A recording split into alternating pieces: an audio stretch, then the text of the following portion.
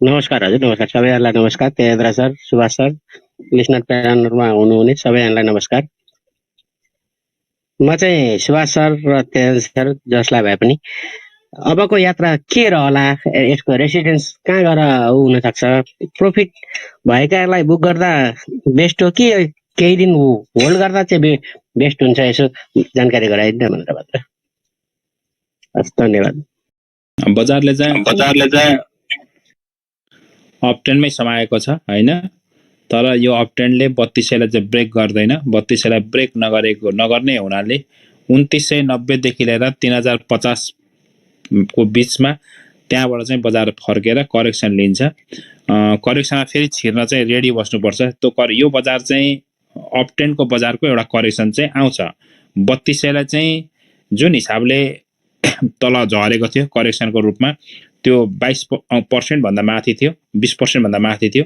जब 20% भन्दा माथिको बजार छ भने हामीले सम्झनुपर्छ बजार बियर पनि हो कि बा भनेर, तर त्यसलाई बियर बजार थिएन, बजारभित्रको बुल बजारभित्रको करेक्सन थियो। यो करेक्सनलाई साइकोलोजीले इफेक्ट गरेको थियो, त्यसमा पोलिसीले हिट गरेको थियो। एउटा पोलिसी ल्याएर मानिसलाई साइकोलोजी अनि सामाजिक सञ्जालदेखि विभिन्न रूपमा तर्साउने सम्मको काम भयो र आफ्ना स्टकहरू होल्ड गर्न सक्नेले त गर्नुभयो, नगर्न सक्नेले धेरै तल पनि बेच्नुभयो।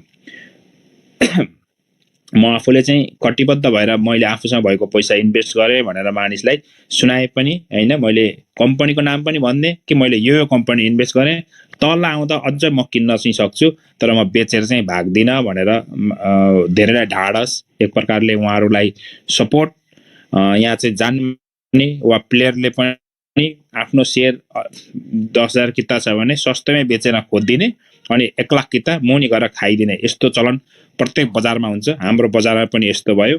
नयाँ मानिसले त्यस बेला आत्तेर उहाँ त बेच्नुभयो, म पनि सकेँ भन्ने हिसाबले जानुहुन्छ भन्ने डर भएर उहाँहरूको सम्पत्ति नै घट्ने देखेँ। त्यसपछि म चाहिँ बजारमा अलिक सक्रिय भएर लागि परेको चाहिँ हुँ।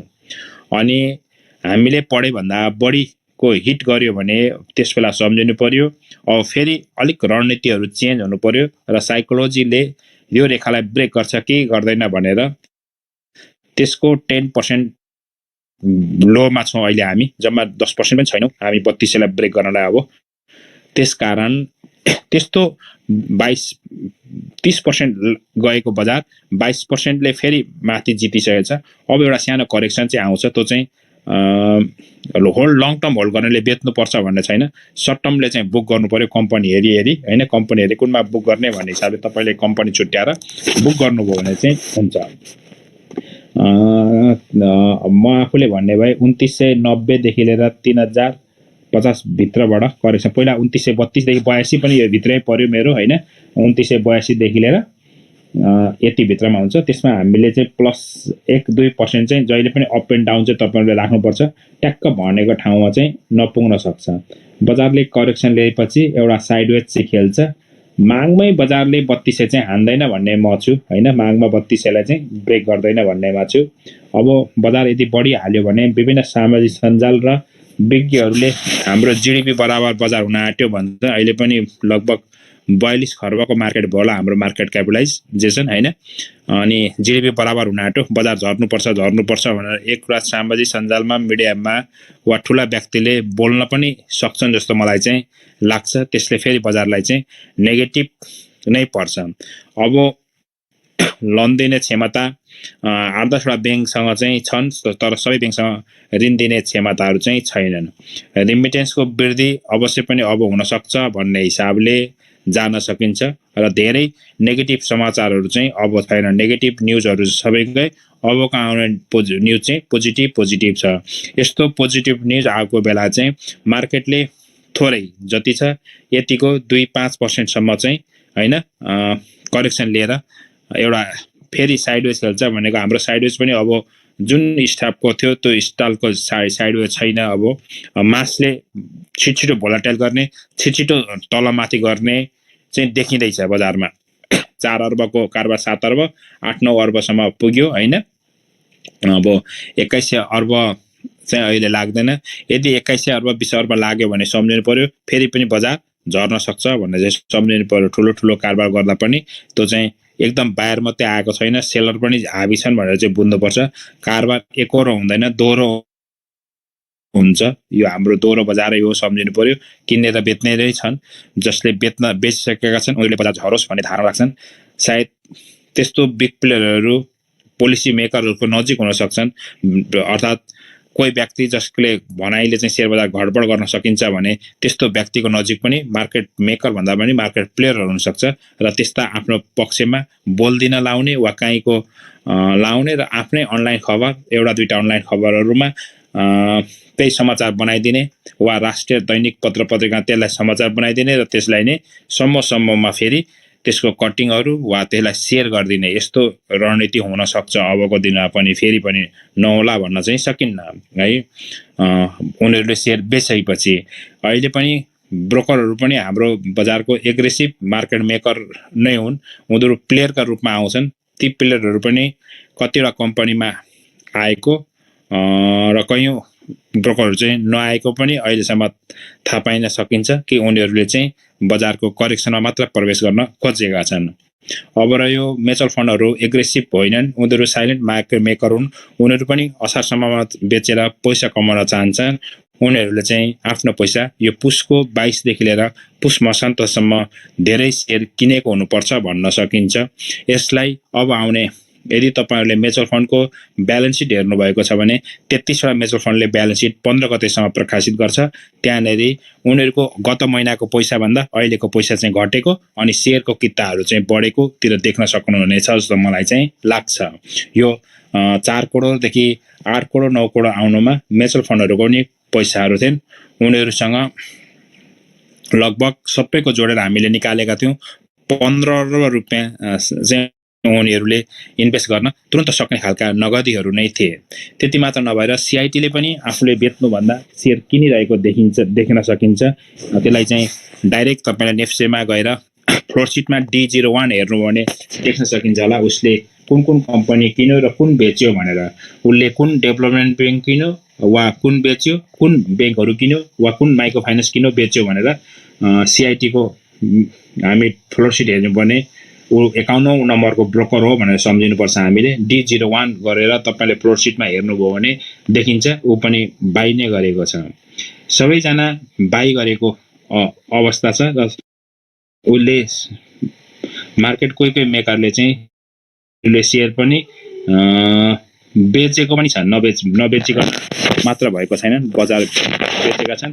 अर्थात् त्यसलाई चाहिँ स्विच गरेका छन् भन्नु पर्यो। एक ठाउँबाट अर्को ठाउँमा शिफ्ट गरेका छन्, एउटा कम्पनीबाट अर्को कम्पनीतिर शिफ्ट गरेका छन्। अब माल कसरी लिन्छ भन्ने हो भने बजारले 3055 देखि तल आएर बजारले 2800 सम्मको रेखा समाउँछ भन्ने मेरो अनुमान छ। त्यहाँ आएर बजारले चाहिँ फेरि पनि साइडवेज गर्छ र शेयरहरू चाहिँ एकुमुलेट गर्ने अवसर चाहिँ दिन्छ। त्यसबेला अझ बिग इन्भेस्टरहरू, बिग ट्रेडरहरू सबैजना चाहिँ छिर्नेछन्। अहिले पनि खुद्रेहरू छिर्ने भयो भन्न सकिन्छ। रिटेल इन्भेस्टरहरू छिर्न सकेको छ भन्न सकिन्छ। लङ टर्म इन्भेस्टरहरूले यदि पी रेशियो हेरेर छिर्ने भए, पी रेशियो हेरेर छिर्ने लङ टर्म इन्भेस्टरले पनि बजारमा 2-4 वर्ष होल्ड गर्छु भन्ने पनि यो बजारमा पुसको अन्तिममै छिर्यो भन्न सकिने अवस्था आयो। पहिला भए पुसको अन्तिममा ब्याज तिर्नु पर्ने हुन्थ्यो, तथापि अहिले अलिक छिटै मानिसले म्यानेज गर्न सके भन्न पनि सकिन्छ। एउटा दुईटा कुरा हामी ऋण खानेहरू, शेयर लोनबाट ऋण खानेहरू चाहिँ थोरै रहेछौँ भन्ने पनि हुन सक्छ। धेरै मानिसहरू चाहिँ शेयर लोनबाट नभएर अर्को सोर्सबाट तिर्न सक्ने हैसियत भएकोले चाहिँ उहाँहरूले शेयर बेच्नु भएन, किन्नु नै भयो भन्न सकिन्छ। वारेन बफेटले पनि यही भनेका छन् कि शेयरलाई मात्रै पहिलो र एउटै मात्रै बिजनेस नबनाउनु भनेर चाहिँ सम्पूर्ण इन्भेस्टरलाई चाहिँ उहाँले आफ्नो सजेसनमा राख्नु भएको छ। तपाईले यसलाई दोस्रो बिजनेसको रूपमा, दोस्रो आम्दानीको स्रोतको रूपमा मात्रै लानु होला। पहिलो आम्दानीको स्रोत र पहिल्यै बिजनेस चाहिँ नसम्झिनु होला भनेर वारेन बफेटले सदैव सबैलाई लागू हुनुपर्छ। यदि यसलाई मात्रै बिजनेस सम्झिने भए तपाईँको जीवनमा कहिलेकाहीँ तनाव आउँछ, उतार चढाव ठुलो आउँछ, भोलाटाइल ठुलो हुनसक्छ सेयर बजारको मार्केटमा।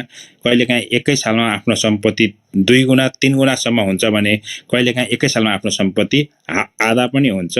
हामीले पनि मैले पनि भोगेको छु कि मेरो सम्पत्ति आधा भएको पनि एकै साल देखेको छु र एकै सालमा 4 गुणा भएको पनि मैले देखेको छु। एकै सालमा मेरो सम्पत्ति चाहिँ 4 गुणा पनि भयो। यो बजारले त्यस्तो पनि बनाउन सक्दो रहेछ। यो देख्न सकिन्छ। तपाईहरुले पनि आफ्नो सम्पत्तिलाई आधा पनि हुन सक्छ। अब 3200 मा छिर्नेहरू सबैजनाले रिटर्न लिन सक्नु भएको छ जस्तो मलाई चाहिँ अहिले पनि लाग्दैन। उहाँहरूलाई लाग्दैन र उहाँहरू कोही कोही 3200 बजार आएपछि म छोड्छु, म भाग्छु भन्नेलाई पनि बजारले फेरि एकपटक अलिकति प्रकारको तनाव दिन चाहिँ सक्छ। त्यो एउटा साइकोलोजी रेखा हो। त्यो रेखामा तपाईको जस्तो सोच आम धेरै मानिसको हुन सक्छ र बजारमा एउटा एक प्रकारको ठुलो भोलाटाइल हुन सक्छ 3200 फोर्ने बेलामा। तथापि हामीले जुन कुरा अहिले बोलिरहेका छौं यो बोलेका कुरा चाहिँ मार्केट मेकरहरु पनि यहाँ आएर सुन्नुहुन्छ, मार्केटको प्लेयरहरु पनि सुन्नुहुन्छ र तपाईहरुले भन्नुहुन्छ होला टेक्निकलले अंक भन्दै जान्छन् अनि त्यो अंक चाहिँ त्यही अंक चाहिँ मार्केट मेकरहरुले पुर्याउँछन् भन्नुहुन्छ होला। त्यो गलत हो। मार्केट मेकरले जहाँ अंक पुर्याउँछन् त्यो अंक चाहिँ हामीले बनाउने अर्थात टेक्निकलहरुले त्यो अंक चाहिँ हेर्दै जाने हो है। त्यो तपाईहरुले बुझ्नुपर्छ। ल मार्केट मेकर भित्र पनि टेक्निकलका सबै टुलहरु प्रयोग गर्ने गरी टेक्निकलका सबै इलिट वेब थ्योरी त्यहाँमाथि लिएर फिबोनाची रेट्रेसमेन्टहरु पनि लगाएर उहाँहरुले हेर्नुहुन्छ र त्यो पोइन्टहरु चाहिँ मार्केट मेकरले ठ्याक ठाउँमा पुर्याइदिनुहुन्छ। त्यति मात्र नभएर उनीहरु विलियम फ्याक्टल भन्ने अर्को एउटा पोइन्ट हेर्नेछ। त्यो पोइन्ट पनि उहाँहरुले हेरेर जान्नुहुन्छ। त्यो हामीले चाहिँ यहाँ हाम्रो टेक्निकलका सरहरु चाहिँ यो पढाउनु हुन्न जस्तो लाग्छ। तथापि अर्ब रुपैयाँ चलाएका म्युचुअल फन्ड जो साइलेन्समा बसेका छन् उनीहरुले त्यो टुल पनि प्रयोग गर्ने हुन्छन्। त्यो हिसाबले पनि त्यसलाई चाहिँ माथि जाँदाखेरि 3055 र तल आउँदा त्यो रेखा भनेर चाहिँ मैले त्यो टुलको मार्फत नै बोल्ने गरेको छु। उहाँहरुले त्यो इन्डिकेटर पनि हेर्नुहुन्छ हैन।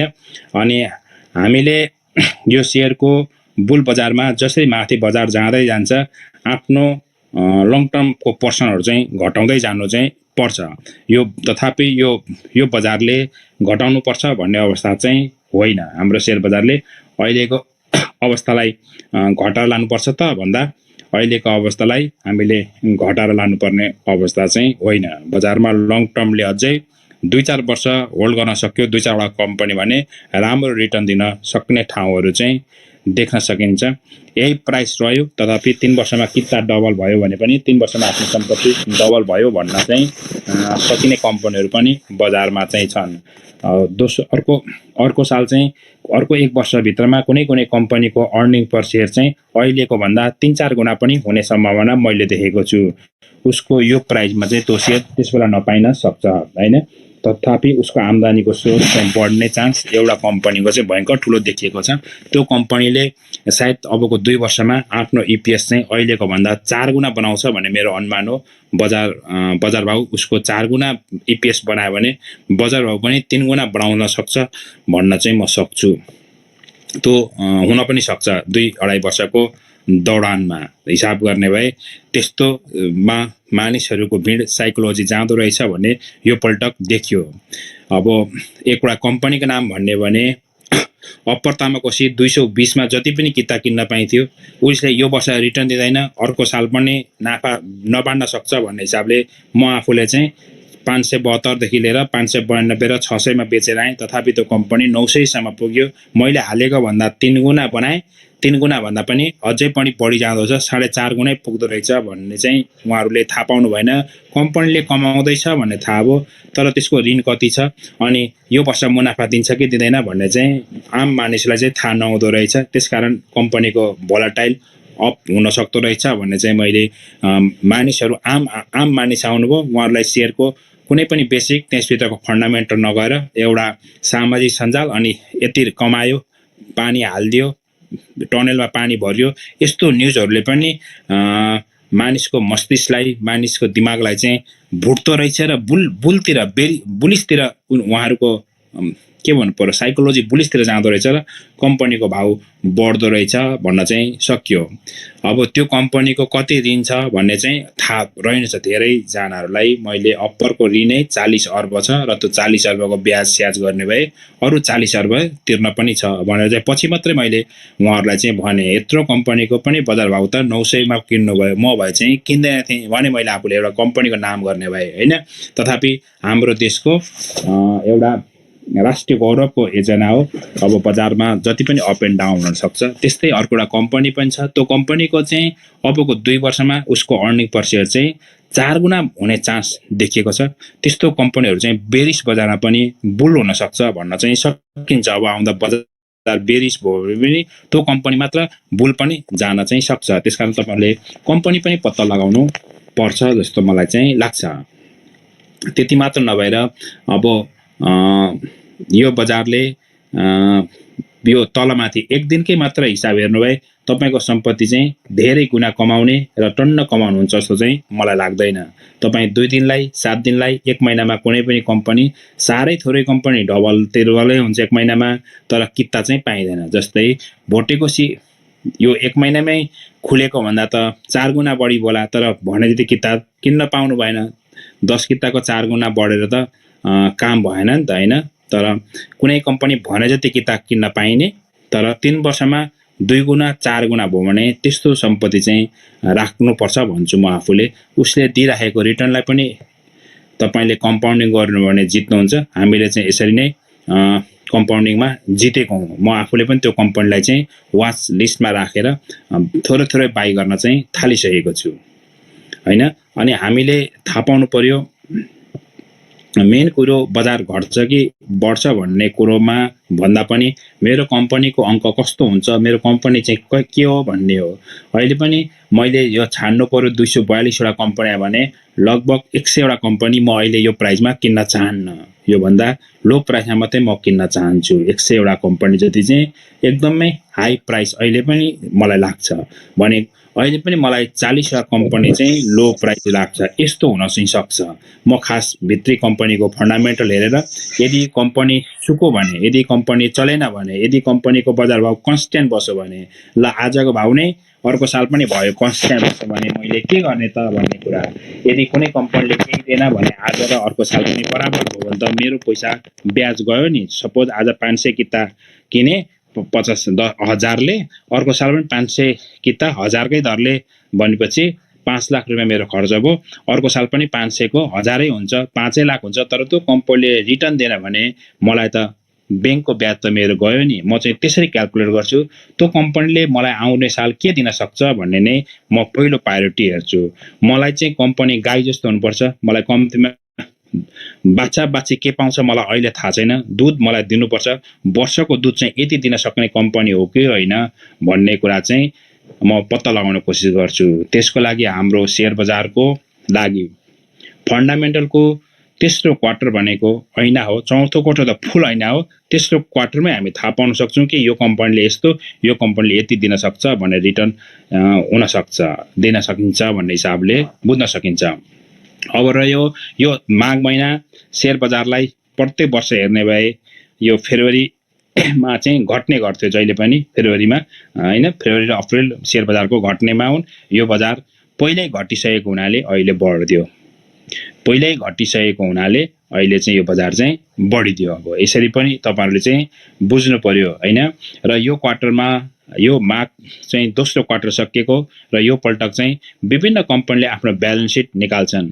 यदि कम्पनीले तपाईलाई सजिलो तरिकाले दिन्छ, यदि कम्पनीले शनिबारको दिन अनि यो माघ महिना सकिएर फागुनतिर निकाल्यो भने त्यहाँ भित्र केही कैफियत छ भन्नु पर्यो एउटा। दोस्रोमा जसले राम्रो कमायो उले छिटछिटै पब्लिश गर्ने गर्छन् र सबै कम्पनीहरूले पब्लिश चाहिँ लगभग यो माघभरिमा गरिसकेका हुन्छन्। अझ 15 दिन भित्रमै गर्नु भनेका हुन्छन् मेजर फन्डहरुलाई हैन। बैंकहरुलाई पनि 15 गतेसम्म गरिसक्नु भनेछन्, तर उनीहरूले 25-30 गतेसम्म पब्लिश गरिसकेको हुन्छन्।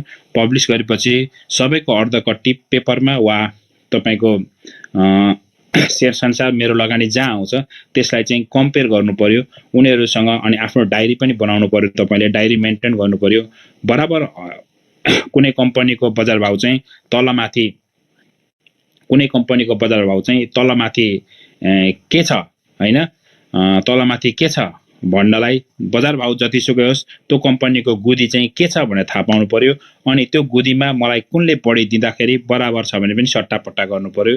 एउटा कम्पनी 500, अर्को कम्पनी पनि 500 छ, तर एउटा कम्पनीले दिने आफूलाई 20 छ, अर्को कम्पनीले 10 छ भने त्यो 500 रुपियाँको बेचेर 10 दिने छोडेर 20 गरेतिर जानु पर्यो। इन्भेस्टरहरू स्वार्थी हुनु पर्यो। आफूले मुनाफा गर्ने ठाउँमा मात्रै यहाँ इन्भेस्ट गरिन्छ।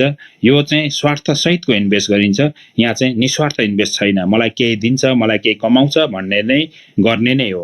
हामीले विवाहलाई पनि तुलना गर्छु म। विवाह पवित्र बन्धन हो, तर हामी जो पाए त्यही युवतीसँग र जो पाए त्यही युवकसँग युवतीहरूले विवाह गर्दैनन्। त्यहाँभित्र उनीहरूले हेर्छन् र विवाह पनि एउटा शर्तसहितको बन्धन हो। त्यहाँ स्वार्थ लुकिएको हुन्छ। त्यो स्वार्थ मुखले बोलेर देखाइँदैन। तर यहाँ पनि शेयर बजारको पनि स्वार्थ मुखले बोलेर चाहिँ नदेखाइदिन सकिन्छ, तर कम्पनीहरू चाहिँ मजाले छान्नुपर्छ। मलाई धेरै मेसेज लेखिराख्नु भएको छ, यो 2 वर्षमा इपिएस डबल हुने कम्पनी चाहिँ के हो भनेर। म तपाईलाई एकदम छिट्टै पढाउँदैछु र पढाउँदाखेरि त्यो कम्पनीको नाम, त्यसको विवरण, त्यहाँभित्रको गुदी मैले मुखले बोलेर होइन, मैले उसको फाइनेन्सियल रिपोर्ट हेरेर बोल्ने हो हैन। डाक्टरहरूले कसैलाई केही जाँच्न दिन्छ भने उसको रगतको रिपोर्टहरूले हेरेरै यो खराब रहेछ भन्ने हो। म तपाईलाई रिपोर्ट हेर्न सिकाएर यो रिपोर्टमा दाँज नलाएर उसको काम गर्ने शैली अनि उसको फाइनेन्सियल स्टेटमेन्टबाट तपाईलाई चाँडै सिकाउँछु। यो शेयर बजारको छलफल अमिरजीले चलाइराख्नु भएको छ। यसमा सूचना आउँछ र यो भइहाल्छ। यो हप्ताभित्रमै हामी चाहिँ निकाल्छौँ। 1-2 जनालाई नाम निकालिसक्नु भएको रहेछ। माथि मेसेज नपठाइदिनु, तपाईको मेसेजमा हो कम्पनी त्यही कम्पनी हो तपाईले लेख्नु भएको छ भने त्यो कम्पनीको चाहिँ मेबी 4 टाइम्स इपिएस बढ्ने चान्स चाहिँ देखिएको छ हैन। त्यसपछि तपाईले चाहिँ यस्तो कम्पनीहरु चाहिँ छान्न सक्नु पर्यो। भेल्यु इन्भेस्टिङहरु चाहिँ जान्नु भने राख्नु पर्यो। कहिलेकाहीँ हामी सुसु पिसाबको न्यानोमा बस्नु भएन। 10 रुपैयाँ कमाए भन्ने साथ बेच्नु भनेको ब्रोकरलाई नै धनी बनाउनु हो हैन। त्यसकारण इन्भेस्टर भन्दा long term trader, long term investor भन्दा लङ टर्म इन्भेस्टर बन्ने हो। लङ टर्म इन्भेस्टरले राम्रो पैसा कमाउन सक्छ। त्यसकारण आफ्नो केही फन्डहरु चाहिँ लङ टर्म इन्भेस्टको रूपमा राख्नुहोस्। त्यसमा तपाईलाई बेचौं जस्तो भान हुन्छ भने त्यसलाई चाहिँ छोराछोरी वा नानीको वा आफूले नहेर्ने खालको डिम्याटहरुमा चाहिँ राख्नु भो भने हुन्छ। यदि तपाईले दिनैपछि पोर्टफोलियो हेर्नुहुन्छ भने बढेको बढै हुन्छ। अनि अर्कालाई देख्यो भने पनि मैले 10 लाख हालेको थिएँ नि भनेपछि अर्कोले 14 लाख भने बेच्न हो, 4 लाख नाफा आइहाल्यो भन्ने एकदमै अरूले चाहिँ उकास्न पनि सक्छन्। मैले यो समाजमा देखिसकेको छ। नाफा फेरि घट्यो भने कुनै दिन अहिले एउटा कम्पनी 1 लाख हाल्नु होला, 1,20,000 होला, फेरि 1,15 हुन्छ, फेरि 1,25 हुन्छ, फेरि 1,20 हुन्छ। यसरी बढ्दै जान पनि सक्छन्। बेरिस बजार हाम्रो अब पहिलाको जस्तो लाग्दैन। बेरिस बजार चाहिँ अब चाँडै चाहिँ लाग्दैन र बेरिस बजार पहिलाको जस्तो पनि हुँदैन। अब हाम्रो र भारतसँग तुलना गर्ने भए भारतको चाहिँ हाम्रो कम्पनीहरु भन्दा दरिलो कम्पनी, उसको आम्दानीको स्रोत एकदम दरो, अर्थतन्त्र भारतको दरो, कृषि प्रधान देश हामी भए तापनि ऊ संसारका धेरै देशलाई फलफुलदेखि लिएर खाद्यान्न बेच्ने देश भारत हो। उसका धेरै प्रोडक्टहरु भारतले बेच्ने गर्छ र उसको अर्थतन्त्र हाम्रो भन्दा धेरै तगडो छ। उसका औषधिहरु संसारका धेरैवटा देशमा लगभग 40 वटा देशमा ऊ औषधि बेच्छ। त्यसकारण उसका औषधिका कम्पनीहरु पनि त्यति नै धनी छन्। उसका टायर कम्पनीहरु लगभग उसका 40-50 वटा देशमा टायरहरु बेच्छन् उसले। त्यसकारण उसका टायर कम्पनीहरुको पनि भाउ बढी छ। उसका होम एप्लिकेन्ट्स भनेको कुकरहरु जुन घरैसी सामानहरु छन् त्यस्तो पनि संसारमा धेरै देशमा उसले चाहिँ सप्लाई गर्छ। उसको मार्केट चाहिँ स्ट्रङ र माथि छ। हाम्रा देशका कम्पनी चाहिँ हामीले सोचे जस्तो दरो छैन र दरो भनेको जति कमाउनु पर्थ्यो त्यस्तो वार्षिकै डबल ग्रोथ गर्ने कम्पनी साह्रै थोर छ। त्यस्ता कम्पनीको आइपिओ पनि छैन। उहाँहरूले पनि निकाल्नुहुन्छ होला जस्तो मलाई चाहिँ लाग्छ। केही सुविधा दियो भने त्यस्तो कम्पनीको आइपिओ आयो भने हामीले इन्भेस्ट गर्नुपर्छ। उहाँहरूको सम्पत्ति चाहिँ गुना 2 गुना वा आफ्नो सम्पत्ति चाहिँ भनौँ न खुब मुनाफाले नै कम्पनीहरु चाहिँ दरो रहने हो। हामी चाहिँ राइट शेयरको आधारले बोनस शेयरको आधारले सोचिरहेका हुन्छौं। तर बोनस भनेको कम्पनीले कमाएर दिने हो, राइट भनेको फेरि पुँजी थप्ने हो। त्यो पुँजीको आधारमा हामी चाहिँ राइटको आधारमा बजारमा छिर्छौं। अनि राइट पचाउनलाई त्यो राइटले पनि कमाउनलाई टाइम लाग्न सक्छ र राइट डाइल्युट गर्दाखेरि इपिएस थोर हुन सक्छ। त्यस्तो बेला चाहिँ सेयरको भाउ घट्न पनि सक्छ। तथापि हाम्रो मानसिकता हिजो पनि यो कम्पनी यहाँ पुगेको थियो अरे नि त भन्ने हिसाबले कहिलेकाहीँ बाई गर्ने गर्छौँ, तथापि त्यस्तो बेला उसको आम्दानी चाहिँ घटेको हुन सक्छ भनेर सम्झिनुपर्छ। हो आजको दिनमा चिलेमे 9,000 रुपियाँ पुगेको स्ट्यान्डर्ड चार्टरको इपिएस 105 थियो। 6,000 पुगेको नोबेल ब्याङ्कको इपिएस 100 भन्दा माथि नै थियो, 100 थियो। अनि 93 रुपियाँ इपिएस भएको वा 100 पनि पुगेको थियो पछि चिलेमेको, त्यसको बजार भाव पनि 2700 थियो। तर ती कम्पनीका इपिएसहरू 10 टाइम्स घटेपछि बजार भाव पनि 10 टाइम्स घटेको रहेछ भनेर सम्झिनु हो भने साह्रै सजिलो हुन्छ। आम्दानीको स्रोतहरू बढाउँदै जाँदा इपिएसहरू पनि बढ्दै जान्छ। कम्पनीको इपिएस भनेको अर्निङ पर सेयर हो। जुन कम्पनीको इपिएसहरू माथि हुन सक्छ त्यो कम्पनीको प्राइस पनि माथि हुनु पर्छ सैद्धान्तिक रूपले। तथापि हाम्रो हिसाबमा चाहिँ लो क्यापहरूलाई प्लेयरहरूले मार्केट मेकरले खेलाउन सक्ने हुनाले उनीहरूको भाउ चाहिँ अरू देशमा पनि माथि नै हुन्छ, हाम्रो देशमा चाहिँ अचाकले माथि छ जहाँ खेलाउन सकिने हिसाब हो। यदि तपाईँहरू 926 आनामा लो क्याप भनेको के हो भनेर थाहा पाउनु भएन, लो भनेको थोरै भन्नु पर्यो, क्याप भनेको क्यापिटल भन्नु पर्यो। क्यापिटललाई हामीले कितामा भाग गरेको हुन्छ। सपोज एउटा कम्पनीको 1 अर्ब सेयर छ भने 100 त्यसको पार भ्यालु भने 1 करोड किताब हो। 1 अर्ब कम्पनीको सिर्फ 1 लाख किताब मात्रै हो। त्यही 1 अर्ब कम्पनी 1 करोड किताब हो। 1 करोड किताबमा पनि ट्रेडेबल, कुन चाहिँ ट्रेड गर्न सकिने अर्को नसकिने, प्रोमोटरसँग रहेको किताब ट्रेड गर्न पाइँदैन, जस्तो पाए त्यस्तो तरिकाले सञ्चालक बसेको मान्छेको सेयर पनि बेच्न पाइँदैन। यदि त्यो सेयर कसैले होल्ड गरेर प्लेस गरेर ऋणमा राखेको छ भने पनि उसले बेच्न पाउँदैन। र कयौँ इन्भेस्टरहरूले चाहिँ लङ टर्मको रूपमा त्यस्तो छोडेका सेयरहरू पनि बेच्न आउँदैनन् भनेर क्यालकुलेसन गर्छ मार्केट प्लेयरहरूले। अनि कति किता छ, त्यो किता कति आफूले ओगट्यो भने यसलाई अप गराउन सकिन्छ भन्ने धारणा राखिन्छ। त्यसलाई एक प्रकारले कर्निङ भनौँ, त्यो कर्निङ गरा चाहिँ अप ल्याउन सकिन्छ। त्यस्तो गर्नलाई व्यक्ति सानो पम्प गराउन सकिन्छ। त्यस्तो पम्पमा नै यो मान्छेहरू चाहिँ कहिलेकाहीँ फस्न सक्छन्। त्यस्तो बेला आफू चाहिँ चनाखो भएर रहनुपर्छ। त्यही कारणले त ब्याङ्क वित्तीय संस्थाहरूको चाहिँ 15 अर्बको ब्याङ्क छ भने 15 करोड किता, 7 करोड किता प्रमोटरसँग 7 करोड बजारमा छ। 7 करोड कितालाई कुनै व्यक्ति समूहले खेलाउन वा त्यसलाई चाहिँ कब्जा गरेर कर्निङ गरेर अप ल्याउन नसक्ने हुनाले ब्याङ्क वित्तीय संस्थाको चाहिँ सेयरको भाउ अहिले बढ्न सकेन। तर जसको किताहरू चाहिँ थोर छ त्यस्तो किताहरूलाई खेलाउन सक्ने समूह प्लेयरहरूले चाहिँ खेलाइदिन सक्छ। त्यस्तो खेलेको भाउ चाहिँ अप हो। त्यस कम्पनीका फन्डामेन्टल नहेरिकन कोही बस्नुभयो भने हैन, आज पनि कसैले 3 वर्षको एकैचोटि साधारण सभा गर्यो होला, त्यस्तो लो क्यापबाट, तर केही दिएन। अब पनि 2 वर्ष उसले गर्दा केही दिन जस्तो मलाई चाहिँ लाग्दैन। केही दिन नसक्ने कम्पनी लङ टर्म इन्भेस्टरले राख्यो भने त्यसको सम्पत्ति क्षय हुन्छ, कहिले पनि बढेर जाँदैन। तर केही दिने कम्पनीको बजार भाव घटे तापनि बोनस सेयर दिन्छ, त्यसलाई हामी कम्पाउन्डिङ गर्दै गयौँ भने एक दिन न एक दिन जित्छ र जितेरै माथि चाहिँ जान सक्छ। त्यसै कारण तपाईहरुले बजारमा सिक्नु पर्यो, कम्तीमा बेसिक कुरा त्यसको एडभान्स कुरा पनि थाहा पाउनु पर्यो, अनि एडभान्स सँगसँगै टेक्निकल कुरा पनि थाहा पाउनु पर्यो, अनि इलिट वेब पनि थाहा पाउनु पर्यो, त्यहाँ भित्रको खेल्ने तौर तरिकाहरू पनि थाहा पाउनु पर्यो, प्लेयरहरूले कसरी खेल्छन्, सम्ममा के खेल्छन् भन्ने हिसाबले पनि हो। र अहिले पनि मसँग फेसबुकमा सबै जोडेर कुन खेलाइदिन्छन्, कुन खेल्छन् त्यस्तो कुरो म आफूले चाहिँ थाहा पाउन चाहिँ सक्दिनँ। कुन खेलाउँछन्, कसरी बढ्छ जान्दैन, सिर्फ यस्तो गर्छ बढ्छन्, यसरी बढाउन सकिन्छ भन्ने मात्रै मैले तपाईलाई पढाउने हो। कहाँ खेलाउँदैछन् भनेर चाहिँ म पत्ता लगाउन चाहिँ सक्दिनँ। त्यसकारण मलाई मेसेजमा फेसबुकमा यहाँ नसोधिदिनु होला कुनको चाहिँ सर्ट टर्ममा कमाइन्छ भनेर। सोध्नु भने म लङ टर्म चाहिँ भनिदिन सक्छु कि तपाईको पैसा क्षय हुँदैन। लङ टर्ममा राख्नु भने कमाएर जानुहुन्छ, 15-20% को ग्रोथ हुन सक्छ, तर कुनै वर्ष 15% नहुन पनि सक्छ, 10% भने कुनै वर्ष 25 हुन सक्छ। यदि 5 वर्षको होलसम राख्नु भने हो तपाईको 5 वर्षमा चाहिँ डब्लिन सक्छ भन्न चाहिँ सकिन्छ, डबल भन्दा माथि हुन सक्छ। अर्थात् त्यसको फेरि पनि भाउ आयो भने क्यापिटल गेन पनि गर्न सक्नुहुन्छ हैन, बजार बढेको बेला भन्न चाहिँ सकिन्छ। त्यसकारण अब यो हामीले अङ्कलाई नजोडौं, अब यो फेरि करेक्सन आएर कति करेक्सन आउँछ भन्ने हिसाबले लङ टर्म इन्भेस्टरले ब्रोकरलाई धनी नबनाऊ, यतिखेर नबेचौँ, राम्रो सिजन छ, सेयरको सिजन छ। अब बनाउने हिजो अस्तिको बजार जुन झरेपछि राजनीतिक गर्ने मानिसहरूले पनि बजार मन्त्री रूपमा चाहिँ के भन्नु पर्यो, पोलिसीहरू बनाउनुहुन्छ, पोलिसी मेकरहरूले। अनि चुनावी माहौलहरू पनि छन्। चुनावी माहौल आएको बेला तिनीहरू पनि मतदाता हुन् भन्ने सबलाई थाहा छ। मतदातालाई बिज्याउने कुरा चाहिँ उहाँहरूले चाहिँ गर्नु चाहिँ हुँदैन जस्तो मलाई लाग्छ। त्यसकारण पनि बजारलाई चाहिँ अप ट्रेन्डमा जान्छ भन्न चाहिँ म सक्छु।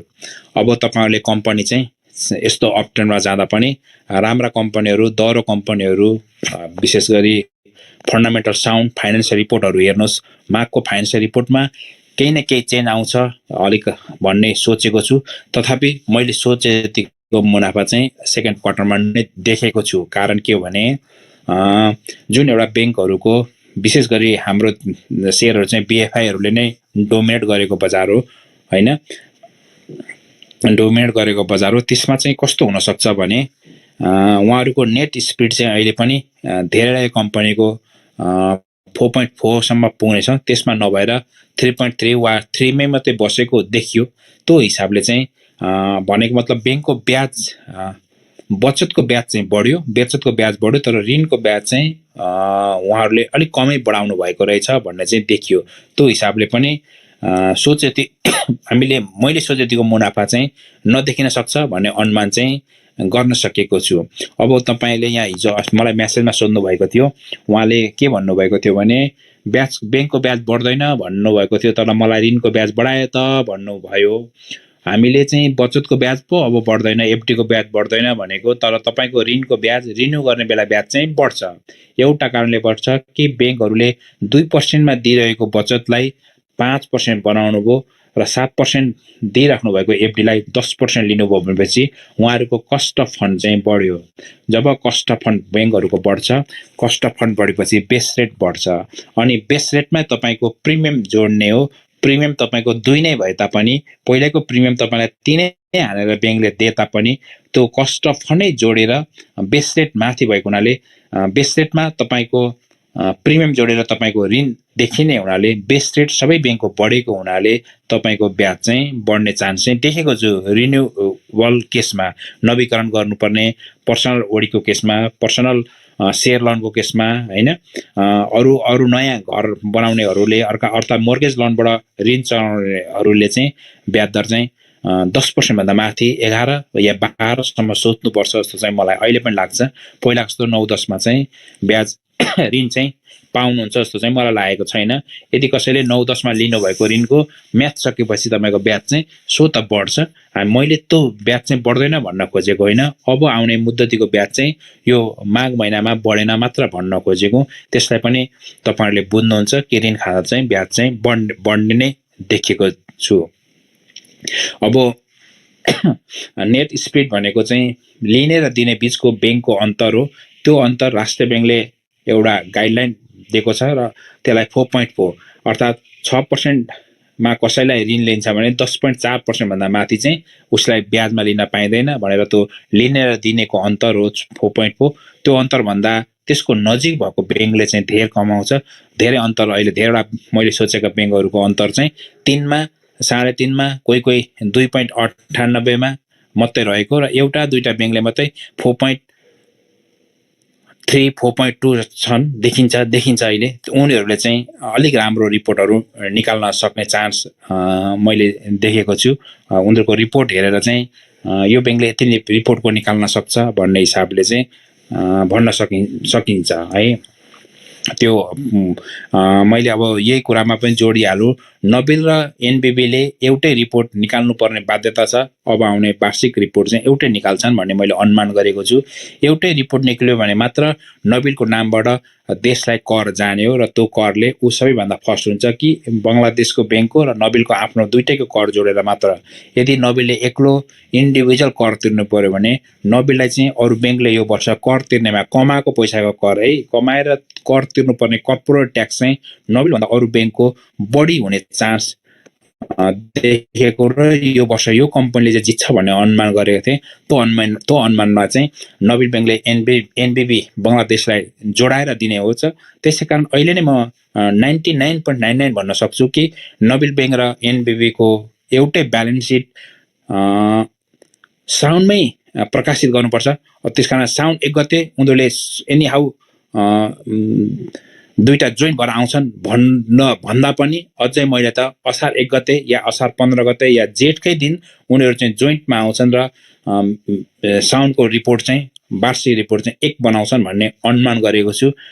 यो अनुमान मिल्छ मिल्दैन तपाईहरुले याद गर्नु हुने नै छ पछि, किनभने इन्डिभिजुअल बैंकिङ सेक्टरको नबिललाई कुनै बैंकले जित्दाखेरि नबिलले नम्बर 1 को ताज उसको फुस्किन सक्छ, तर नम्बर 1 को ताज जोगाउनको लागि नबिल बैंकले चाहिँ वैशाख जेठ असार भित्रमै नबिल एनबिबीलाई मर्ज गरेर साउन्डको वार्षिक रिपोर्ट चाहिँ 1 बनाउन सक्छ भन्ने अनुमान गर्छु। र कुनै दिन मेरो फेसबुक पेजमा हेर्नुहुन्छ भने यो फेसबुक पेजमा पनि लेख्दै थिएँ, नबिल बैंकले जब बोनस घोषणा गर्यो, बोनस घोषणाकै दिन लेख्दै थिएँ अबको दिन नबिल बैंकले कुनै न कुनै बैंक मर्ज गर्छ, यो चाहिँ ग्यारेन्टी भयो। नबिलको बोनस घोषणा गर्दा मैले अनुमान गरेँ कि उसले सम्पूर्ण पैसाहरू, सम्पूर्ण कोर्सहरू सेयर बेचेर अनि युनाइटेड फाइनेन्सलाई जोडेर त्यो सबै कम्पनीका नाफा जस्तै एकमुष्ट बाँडेको थियो। सबै नाफा एकमुष्ट बाँडेपछि उसको इपिएसहरू चाहिँ नबिल बैंकको इपिएस चाहिँ सायद बैंकिङ सेक्टरको 3rd या 4th हुन सक्थ्यो, 2nd या 3rd मात्रै हुन सक्थ्यो। अब यस्तो हुँदा नबिलले किन यस्तो गर्यो भन्ने हिसाबले आफूसँग भएको सबै अहिले नै खर्च गर्नु, बाँड्नु र आफूलाई पाउने गर्यो। यसको मतलब यो हो कि नबिल बैंकले कसै न कसैलाई मर्ज गर्छ भन्न चाहिँ सक्छु भनेर त्यसै बेला नबिलको बोनस घोषणा गरेको दिन मैले आफ्नो फेसबुक स्ट्याटसमा लेखेकै हुँ। भने एभरेस्ट बैंकले पनि बोनस घोषणा दिन एभरेस्टले कोही पनि बैंकलाई यो वर्ष चाहिँ मर्ज गर्दैन भनेर लेखेकै हुँ। नबिल उसँग धेरै पाकेका पैसाहरू छन्, त्यो उसकै प्रोमोटरहरूलाई, उसकै शेयरधारकलाई खुवाउनु पर्छ एभरेस्टले पनि। त्यो खुवाउने नाताले यो वर्ष अरूलाई मर्ज लिएर त्यो मुनाफा चाहिँ अर्को कम्पनीलाई खुवाउन चाहदैन अवश्य पनि एभरेस्टले। त्यसै कारण त्यो एभरेस्टले चाहिँ यो वर्ष कसैलाई मर्ज गर्दैन भनेर मैले लेखिदिएको हुँ हैन। दुईटा कुरा कि यो अनुमानको हिसाबले बोलेको, नबिलको अनुमान मिल्यो, एभरेस्टले पनि मलाई मर्ज गर्छ भन्ने पक्षमा म छैन। एभरेस्टले मर्ज नगर्न सक्छ, उसँग पाकेका पैसाहरू। असोज 9 गतेको दिन एभरेस्टको कन्भर्टेबल प्रेफरेन्स सेयर धनीहरूलाई समेत मुनाफा बाँड्न अहिले बाँडेको भए त्यो मुनाफा पाउँदैन थियो, उनीहरूलाई समेत मुनाफाको लागि भागी राख्नलाई उसले कमाएको पैसाहरू चाहिँ बाँडेन भनेर अनुमान चाहिँ गर्न सकिन्छ। त्यसै कारण तपाईले कुनै पनि कम्पनीको टेक्निकल भनेको सर्ट टर्म खेल्नलाई आवश्यक छ भने लङ टर्म होल्ड गर्नलाई यी कम्पनीको फाइनान्शियल रिपोर्ट भन्दा पनि उसका फन्डामेन्टल कुराहरू पनि थाहा पाउनु हुनेछ भन्ने विश्वास चाहिँ लिएको छु। यो कुरा चाहिँ तपाईले अध्ययन गर्नुपर्छ, अलिकति भाष अध्ययन गर्नै पर्छ। लङ टर्म इन्भेस्टरले केही न केही कुरा पढेको हुनुपर्छ भने सर्ट टर्म ट्रेडरहरूले चाहिँ केही न केही टेक्निकलका टुलहरू चाहिँ थाहा पाउनै पर्छ। उनीहरूले थाहा पाएर मात्र सर्ट टर्म खेल्नुपर्छ भने लङ टर्म इन्भेस्टरले चाहिँ कम्पनीको आन्द्रा भुँडी भनौँ न, भित्री गुदी कुरा थाहा पाउनु पर्यो कि यस कम्पनीको के हो भनेर है। हामी जसरी जग्गा किन्छौँ भने उत्तर पूर्व पश्चिम कता फर्केको छ, 4 किला को छ, अझ हामी छिमेकी पनि को हौँ, साथ साथै मिलेको छ कि छैन भनेर सबै कुराहरू चाहिँ हामी थाहा पाउन कोसिस गर्छौँ जग्गाको कुरामा हैन। अनि रोक्का छ कि छैन, कसैसँग झै झगडा छ कि छैन, यस्तो कुरा थाहा पाउँछौँ। बेमा पनि नाता गोता पर्छ पर्दैन, गोत्रहरू एक हो कि होइन, जातहरू मिल्छ मिल्दैन, धनी पढाइ मिल्छ मिल्दैन, उमेरहरूको कति फरक छ, यी सबै कुरा हामी याद गर्छौँ। यसरी नै कम्पनीको सेयर लङ टर्म इन्भेस्टरले पनि धेरै कुरा याद गर्नुपर्छ। विशेष गरी कम्पनीको फन्डामेन्टलको पनि फाइनेन्सियल पार्टहरू चाहिँ थाहा पाएर बजारका कम्पनीहरू चाहिँ बाई गर्नुपर्छ। र कम्पनीको प्राइस चाहिँ कहिलेकाहीँ कमाएर हिजो के दिएको थियो भोलि के दिन्छ भन्दै पनि बिचमा अरू पनि थप्नुपर्छ कि फ्युचरमा यसले कमाउन सक्ने छ भने फ्युचरको लागि पनि आजै कम्पनीमा चाहिँ पैसा हाल्नुपर्छ, 2-4 वर्षपछि धैर्यता लिएर त्यस्तो कम्पनीमा बाई गर्नुपर्छ कि मलाई 2 वर्षपछि रिटर्न दिन सक्ने कम्पनी छ, 2 वर्षपछि 4 गुणा हुन सक्ने कम्पनी छ, 5 गुणा हुन सक्ने कम्पनी छ भने अहिले बाई गर्न पनि हामीले चाहिँ पर्छ। त्यही कारण फ्युचरमा हुन सक्ने कमाईको दाम राखेर अहिले नै बिट गरेर शेयर बजारको कम्पनीहरू किनिन्छन् भनेर पनि तपाईले बुझ्नुपर्छ। हिजो के दिएको थियो भोलि के दिन्छ मात्र नभनेर लङ टर्मको लागि पनि यी कुराहरू चाहिँ ध्यान दिनु पर्छ। र मैले अहिले यति नै कुरा राखेँ, केही भयो भने अमिरजी म अरू थप गर्नेछु। मलाई अहिलेसम्म सुनिदिनु भयो, मेरा राम्रा कुराहरू तपाईँको आफ्नो जीवनमा यो शेयर बजारको दौडानमा यो शेयर बजारको दौडाइको उचाइ पुर्याउनको लागि तपाईले सही सदुपयोग गर्नुहोस् र नराम्रा कुराहरू चाहिँ मलाई नै फिर्ता गरिदिनुहोस्। धेरै धेरै धन्यवाद। जय शेयर बजार।